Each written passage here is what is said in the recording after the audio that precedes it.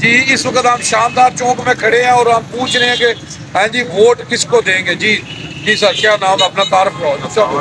मेरा नाम शेख कामरान है।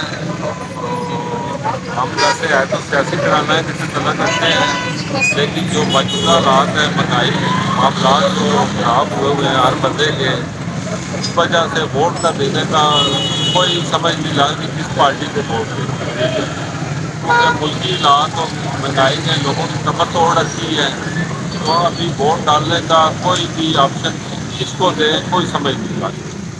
तो बाकी देखते हैं किसको डालनी है किसको नहीं डालनी। जी जी देखिए जी, वोट आपका हक है, आपको सोच समझ के देनी चाहिए और वोट जरूर डालें जी। यूजी न्यूज जावा जी सिर्फ खान नो जी किसको दे रहे, फोकस करो। इमरान खान। हाँ जी, वोट किसको दे रहे हैं? इमरान खान। नहीं किसको दे रहे हैं बस इतना बताएं।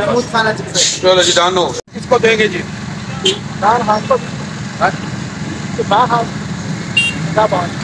हर किसी को हमारा जो है पीटीआई की तरफ से खड़े हैं। चलो जी, हम अपने कैंडिडेट को पूरी सपोर्ट करें। जी वोट किसको दे रहे हो?